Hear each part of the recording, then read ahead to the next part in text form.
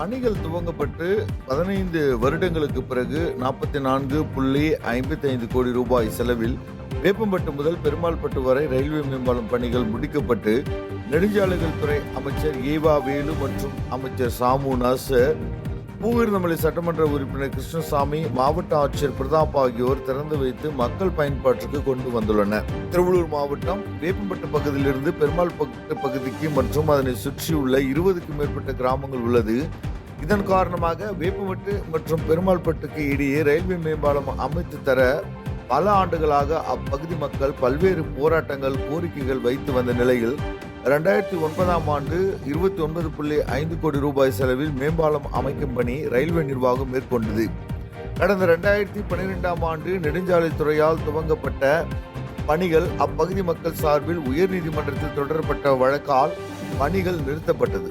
இந்த நிலையில் கடந்த 2022ஆம் ஆண்டு டிசம்பர் மாதம் வழக்கு வாபஸ் பெற்றதை அடுத்து இடைக்கால தடை விலக்கி கொள்ளப்படும் பணிகள் துவக்கப்படாமல் இருந்தது. இந்த நிலையில் 2023ஆம் ஆண்டு நவம்பர் மாதம் வேப்பம்பட்டு ரயில் நிலையத்தில் உள்ள தண்டவாளத்தை கடக்கும் பொழுது தந்தை மற்றும் 2 மகள்கள் ரயில் மோதி உயிரிழந்தனர். இதனால் ஆத்திரமடைந்த அப்பகுதி மக்கள் மேம்பால பணிகளை விரைந்து முடிக்க வேண்டும் என ரயில் மறியல் போராட்டத்தில் ஈடுபட்டனர். அப்போதைய திருவள்ளூர் மாவட்ட ஆட்சியர் ஆல்வின் ஜான் வர்கீஸ் சம்பவ இடத்திற்கு வந்து ஆய்வு செய்து மேம்பால பணியினை விரைந்து முடிக்க நடவடிக்கை எடுக்கப்படும் என அப்பகுதி மக்களுக்கு உறுதி அளித்தார். இதனையடுத்து 2024ஆம் ஆண்டு மார்ச் மாதம் 24.18 கோடி ரூபாய் கூடுதலாக நிதி ஒதுக்கப்பட்டு பணிகள் துவங்கப்பட்டது. அதன்பின் பணிகள் மந்த நிலையில் நடைபெற்று வந்தது.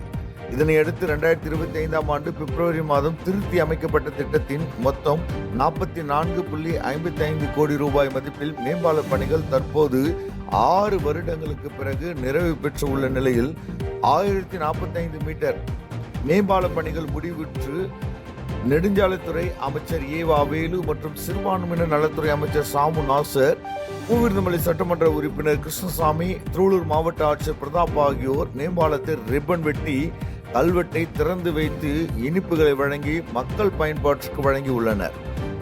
நீண்ட காலமாக, அதாவது 15 ஆண்டு காலமாக மேம்பாலம் இல்லாமல் அவதியுற்ற 20 கிராம மக்கள் இன்றைய தினத்தில் மகிழ்ச்சி வெள்ளத்தில் திகைத்து வருகின்றன.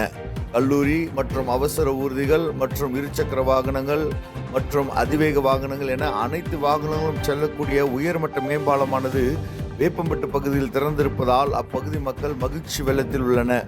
நீண்ட கால கோரிக்கையாக 15 ஆண்டுகள் இந்த மேம்பாலத்தில் பிரயாணம் பண்ணாமல் தவித்து வந்த மக்கள் கிட்டத்தட்ட இந்த 6 ஆண்டுகளாக வேகம் எடுத்த இந்த மேம்பாலம் பணிகள் முடிவுற்ற நிலையில் மக்கள் மகிழ்ச்சியுடன் மேம்பாலத்தின் மேல் சென்று வருகின்றனர்.